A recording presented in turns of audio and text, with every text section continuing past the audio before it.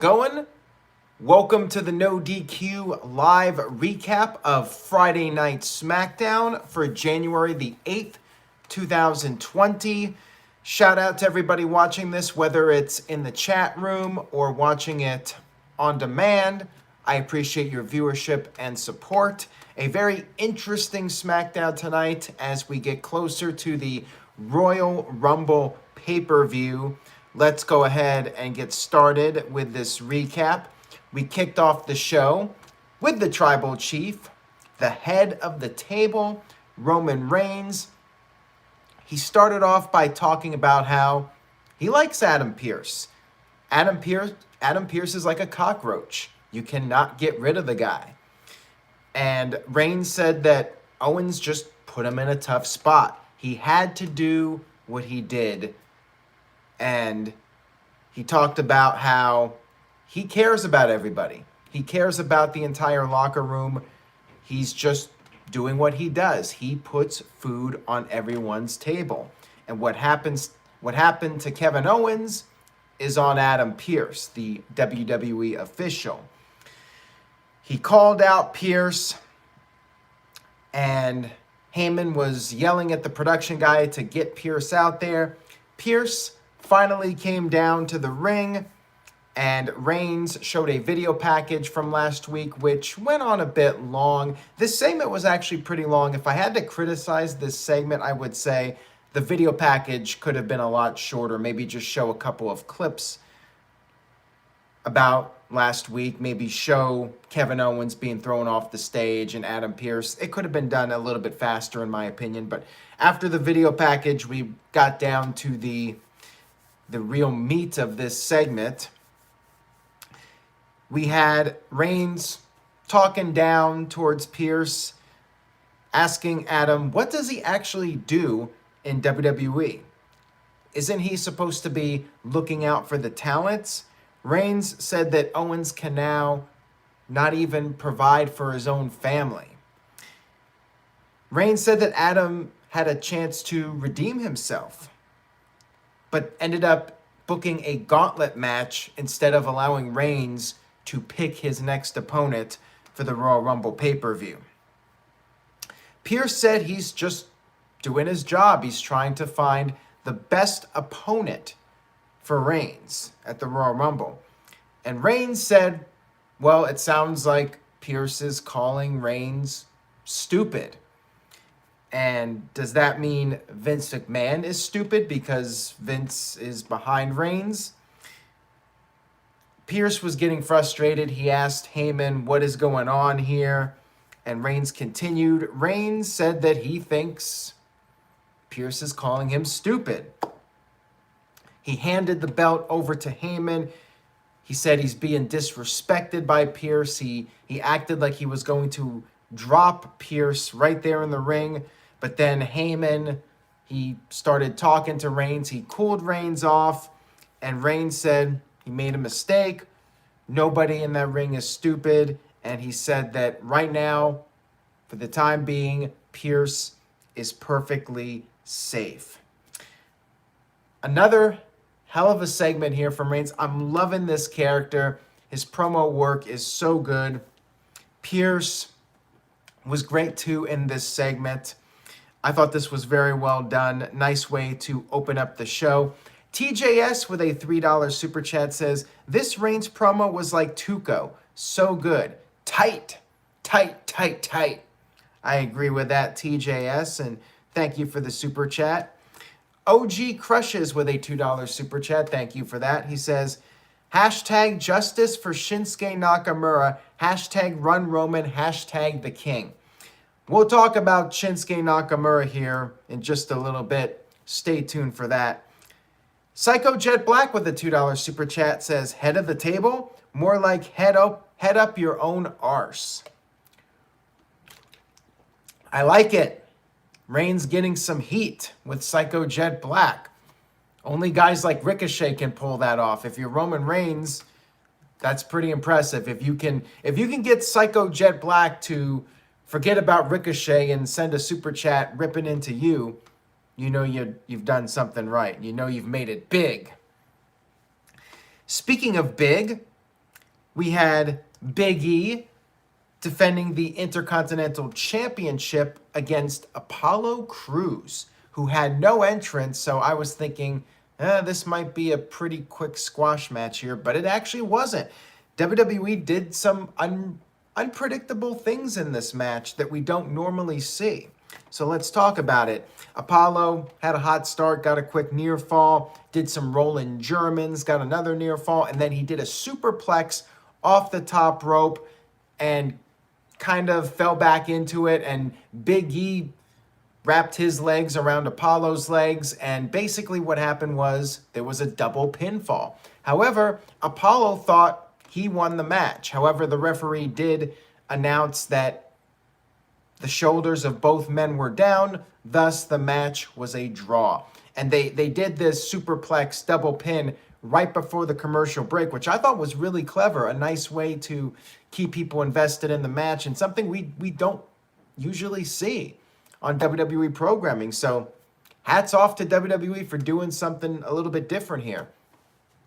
And after the match was over, you had Big E wanting to, do a fist bump with Apollo, and Apollo just got pissed off. He was angry about the situation. He slapped Big E, and this was a slap where he just laid it in. And Big E was like, restart the match. So the match started over again. And Big E hit a bunch of belly-to-belly suplexes. However, Apollo was able to escape from the big ending. He hit a big frog splash, but Big E kicked out of it. Apollo did his standing moonsault, which Big E once again kicked out of. And Apollo was just getting really frustrated at this point. Big E managed to make a comeback and picked up the win with the big ending.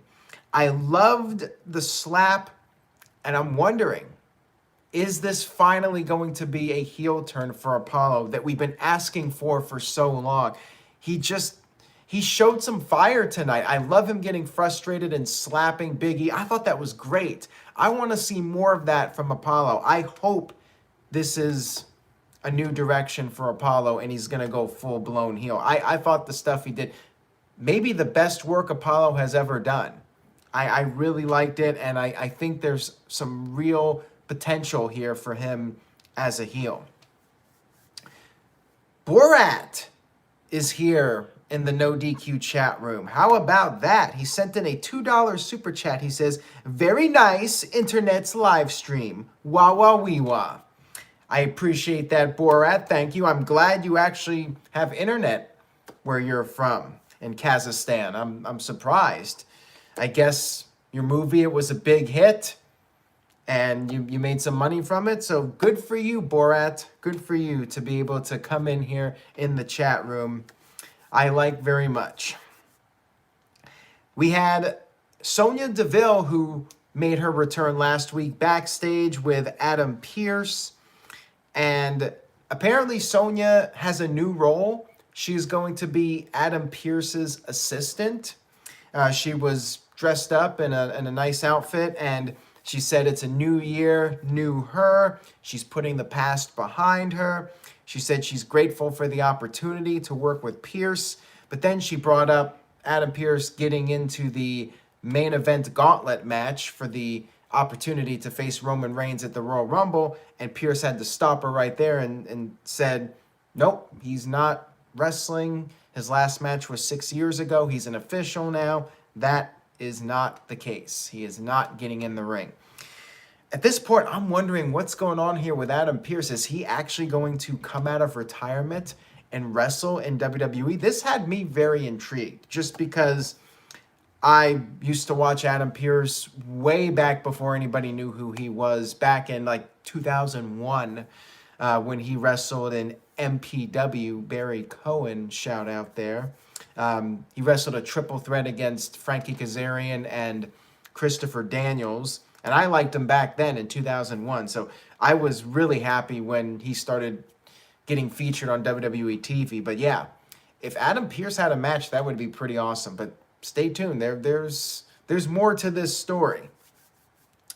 We had Bayley interrupt a promo from Bianca Belair. And basically the gist of this, Bayley is going to be in the Royal Rumble, as will Bianca Belair.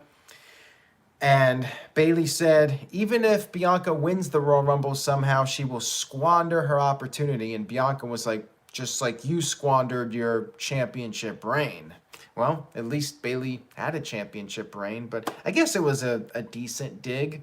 She should say, just like you've squandered every match since losing the championship. I think that would have been a better dig. We also had a brief promo from Carmella, and she commented on Sasha Banks being ranked the #1 superstar by Sports Illustrated. And basically said the only reason that happened was because Carmella took a break for several months. And as far as Kevin Owens goes, I'm not sure what the deal is, why Owens wasn't on the show in this whole Gauntlet match. I guess we'll find out more soon about what's going on with Owens. But at this point, I have not heard anything. I'm not sure if WWE changed plans or if Owens really got hurt. I guess we'll find out at some point. We had the Street Profits against Bobby Roode and Dolph Ziggler, the Dirty Dawgs. I do not like that name, the Dirty Dawgs. It is so low rent, in my opinion. Like, Rudolph is a better name for them. Of course, they're not going to call themselves Rudolph, but yeah, Dirty Dawgs? Really? Anyways, another weird thing to me was the Street Profits. Why do they have the red Solo Cups again? Like, the blue Solo Cups, perfect for SmackDown. It's blue color scheme. So why did they go back to red? Did they run out of blue Solo Cups? Are those harder to come by and WWE is cheap, so they went back with red? Like, I really legitimately want to know why WWE went back to the red Solo Cups. It's bothering me. I guess it's some kind of mental issue, but yeah, I'm annoyed by it. Of all the things to be mad about in the world, I'm annoyed about the Street Profits going back to red Solo Cups on SmackDown. Anyways, let's talk about the match. Roode went after Ford's leg. Ford was injured by Roode and Ziggler last week. Of course, that brutal attack. So Roode tried to take out the leg. Ford did a dive to the outside onto both Roode and Ziggler, but his leg gave out on him. After the commercial break, it was Dawkins who Roode and Ziggler were working on. Ford finally got the hot tag, came in the ring, and went back and forth with Ziggler for a bit. Ziggler hit an X Factor from the top rope, got a near fall, but then Roode came in, hit a fisherman suplex. Ford managed to kick out of that too, but then finally Roode and Ziggler hit their new finisher, the spine buster into a zigzag, and scored the 1-2-3 victory over Ford.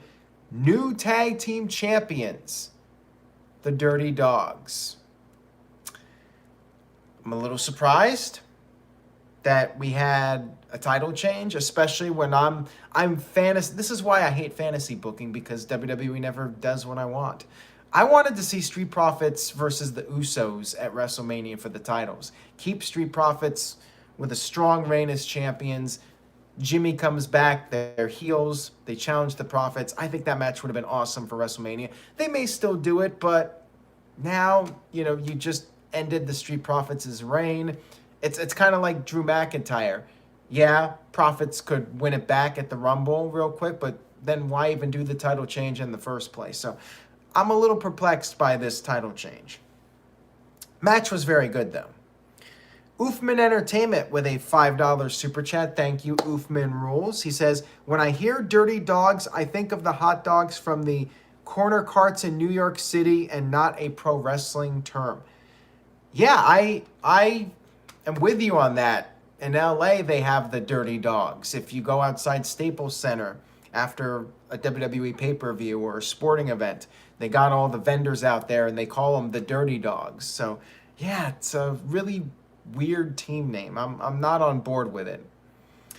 Psycho Jet Black with a $2 super chat. Thank you for that, Psycho. He says, Dirty Dawgs need a flea bath and get neutered. Yeah, I mean, I'm not sure I would go that far. I do like Roode and Ziggler, although I haven't cared about Ziggler in years. But I would not want them to get neutered. That's a little harsh. A little too much.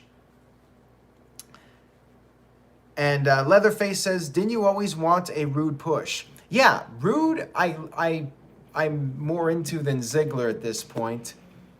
I just think, without Rude's glorious music, he doesn't bring a whole lot to the table. He's a good wrestler, but, it's the entrance that pops everybody, in my opinion, and what really gets him over as a character.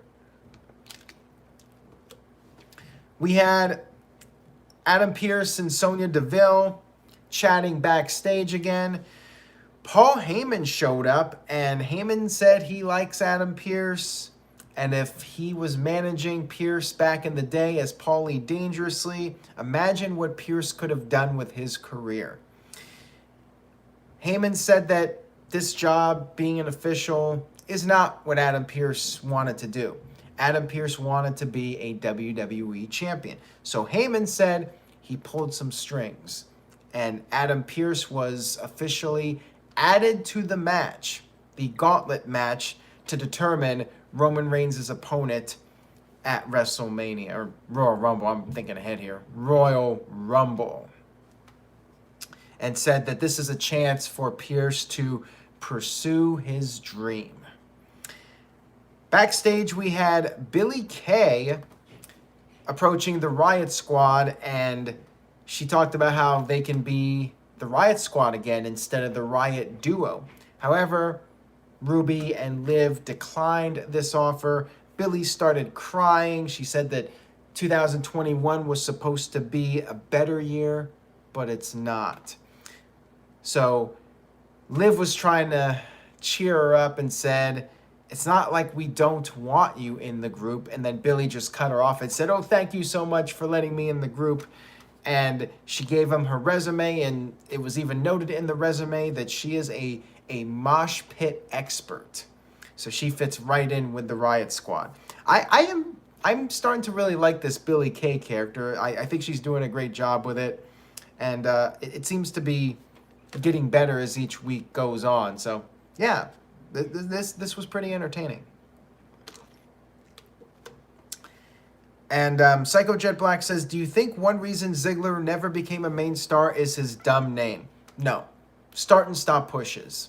You push Ziggler, then you stop, and then you start it again. And it's happened so many times, you just get numb to him. We had our Gauntlet main event, which was pretty long. Started just after the 9 o'clock hour. We started off with Rey Mysterio, along with Dominic, versus Sami Zayn. Zayn came to the ring with a camera crew, his own personal camera crew, documentary crew. He said that it's just a coincidence, right? That he's the first person in the Gauntlet match. Well, technically second. He said that this is a conspiracy, so he brought some unbiased documentarians there to film everything and show that he is still truly the Intercontinental Champion, still the champion of the people, and said that he will win the Gauntlet match, win the Royal Rumble, and show everybody that he is undeniable. Sounds like something Cody said a while back. Anyways, we had this match, which really wasn't much of a match. Rey Mysterio took him out right away, 619, splash, beat him in like 15 seconds.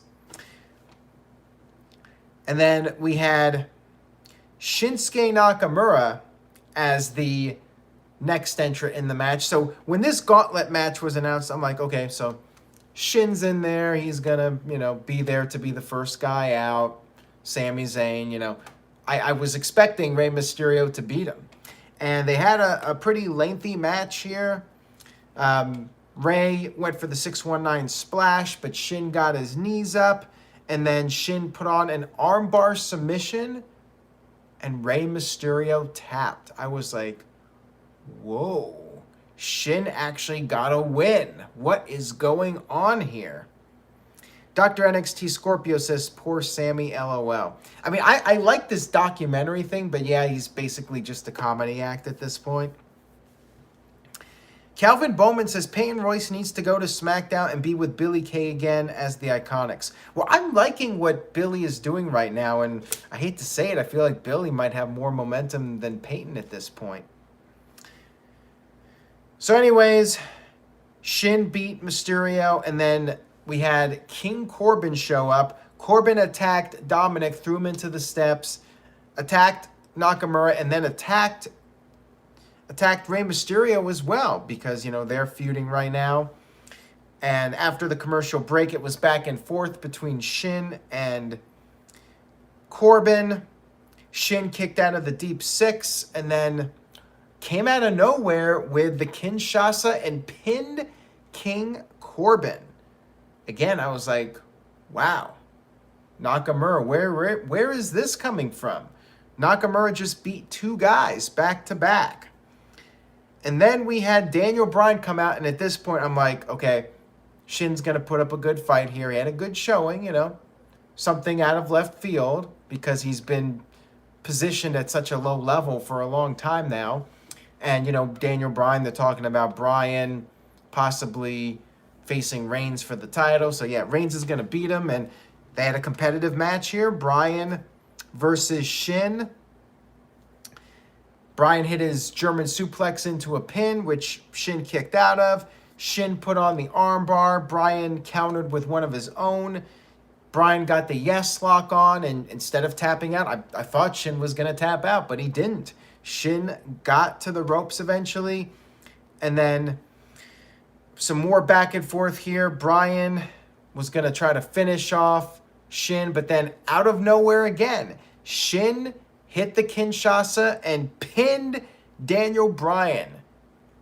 At this point, I'm like, holy shit. Shinsuke Nakamura, where is this all coming from? Renewed push for Nakamura, babyface turn? I was not expecting this. I did not tune into SmackDown expecting Adam Pearce to possibly be coming out of retirement and then Nakamura getting this sudden renewed push. We all thought Nakamura was just happy collecting his paycheck and surfing, but here he is, beating three guys back to back to back. Jose says, surprise Bryan lost to Shin when he's being supposedly built to face Reigns at Mania. And Leatherface says, I thought Bryan would win because he's a babyface and Nakamura is a heel. And Snipe Rider says a moment like this could have used a crowd. And Wonka TV says, I did not expect that. Oofman Entertainment with a $2 super chat. Thank you, Oofman Rules. He says, is Nakamura's contract expiring soon? I don't think so. I think he's around for the long haul, but I do not know for sure when his contract is up. And after this match, Daniel Bryan, he shook hands with Shin, gave him the seal of approval. So I guess, yeah, babyface turn for Nakamura. This made it official, Bryan giving him the respect. But then Roman Reigns' music hit. Reigns came out with Heyman and Jey Uso. They got down to the ring. Adam Pearce was brought out. He did not want to be part of this, but he was being forced by Reigns to come down there. Jey Uso got into the ring and had words with Nakamura and then attacked him, hit a super kick. Reigns hit the Superman punch. Jey came off the top with the Uso splash, main event Uso. And then Reigns said to Pearce, I do what I want to do. This is my show. He threw Pearce in the ring. Pearce didn't know what to do. Then Jey came in with a super kick, took out Pearce. Reigns told the referee to ring the bell. Match started, and Pearce's body was placed over Nakamura. 1, 2, 3, making Adam Pearce the #1 contender for the Royal Rumble to face Roman Reigns. Roman gets his hand-picked opponent. This was crazy. This was quite the entertaining ending to this show. Great heel heat from Reigns because Nakamura did all that and then that happened at the end. So I thought it was brilliant to get heat on Roman Reigns, and I think everybody should relax. I still think we're getting Nakamura versus Reigns now at the Royal Rumble, which was not the match I was expecting just a couple of hours ago. So big swerve here on SmackDown. Maud W says maybe Nakamura will be fed to Reigns before WrestleMania 2. Well, yeah, I mean, I fully suspect that Nakamura will be putting over Reigns, but hey, nice little comeback here for Nakamura in 2021. Snipe Rider says Nakamura instantly the top babyface on SmackDown. Wonka TV says Roman is the perfect example of heel because Twitter got so pissed off at WWE for what Roman did. Absolutely. That puts all of the heat on Reigns' character that he did this, took the cheap way out, screwed over the now babyface Nakamura. And I hope Nakamura gets his old song back. Like, let him come out to his old song so everybody can sing it again. OG Crusher says the King of Strong Style versus the Tribal Chief. And Tic Tat Tat says this match will be better than Oldberg versus Drew. I still want to see Adam Pearce wrestle. I mean, clearly this is not going to be the match unless somehow it is. But yeah, I'm very curious about next week. And to me, that made this show a huge success. Psycho Jet Black with a $2 super chat. Thank you for that. Says Roman versus Pearce should be head of the tables match. Yeah, I think it was very abrupt with all this stuff with Adam Pearce. Then again, so was the Shin Sun push. You know, kind of felt like Kofi's Sun push a few years ago. But yeah, you could slowly build up Pearce and let him have a comeback. I would love to see it. The only thing, though, is there was one line I did not like from Michael Cole where he said that Adam Pearce was a guy that was not good enough to make it in WWE. To me, that kind of cheapened Pearce a little bit and, you know, took away from his accomplishments. So I wasn't a fan of that line. You know, if it was Corey Graves that said it, Corey's, you know, supposed to be the heel announcer, I would have been not as upset. But Cole saying it because Cole's the babyface announcer. When he says it, you know, I take it as a viewer seriously. So I did not like that line from Cole. But other than that, I thought SmackDown was overall really damn good show. Wasn't the biggest fan of the tag team title change, but I love everything with Roman Reigns, the Gauntlet match, the whole storyline. Very compelling. OG Crusher says, do you think Cesaro might get involved in this feud? Good question. Where does this leave Cesaro? But yeah, I love the unpredictability of this show. You know, we talk about how WWE is very predictable, same thing every week. This week, they just threw curveballs at us with Adam Pearce, with Shinsuke Nakamura. Even the tag title change was a little bit of a curveball I wasn't expecting. So yeah, I could not predict it. And to me, that makes it a very entertaining show because on top of it being unpredictable, it was a compelling storyline. So big thumbs up for this show. I'm giving it an A-. If we didn't have the title change, I actually might have given it a solid A. Yeah, the show flew by for me too, which doesn't happen too often with WWE TV. So A- for the show. Mike Nixon gives it an A. Ace and his familiar vlogs. Diaz with A. CC Drink with an A. So you guys really like the show too. Which is interesting because some people on Twitter were negative on the end of the show. Calvin Bowman with an A-. Gamazon 100 with an A-. Kim Hall with a B. Leatherface with a B+. Mike Muir with an A+. Wow. And Maud W with an A. Anthony with a B+. And Jose says, best show of the week as usual. Yeah, definitely this week, SmackDown wins. As much as I liked the AEW ending, I liked this ending even better.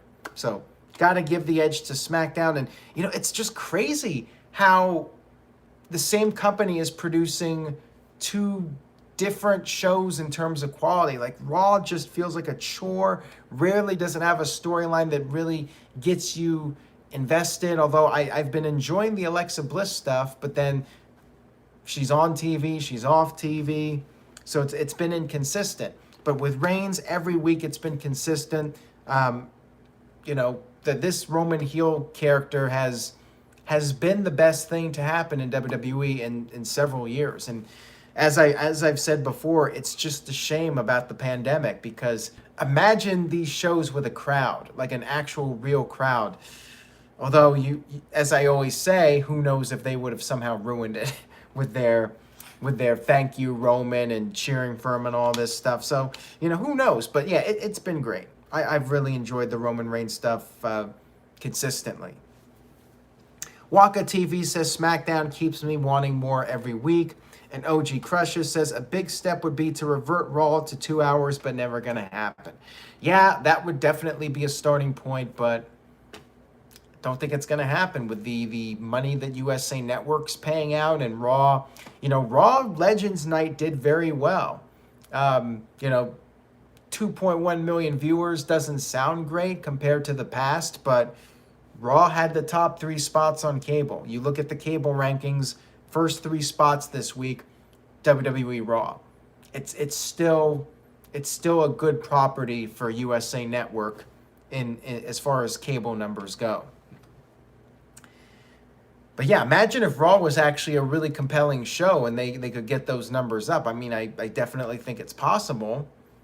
And it's just sad they have to resort to having the legends come back to pop a number instead of having really good storylines that can keep people invested. And Oofman says, Raw got a high rating, but next week it'll be back to 1.7. It might not be because of the end of football. Keep in mind there was no football too. But it might be a challenge to stay over 2 million on a weekly basis, even with football over.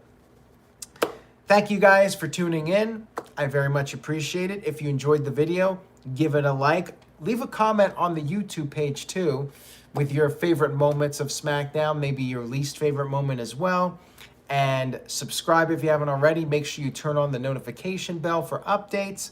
And stay tuned to NoDQ.com for the very latest wrestling news and rumors. Have a great weekend, everybody.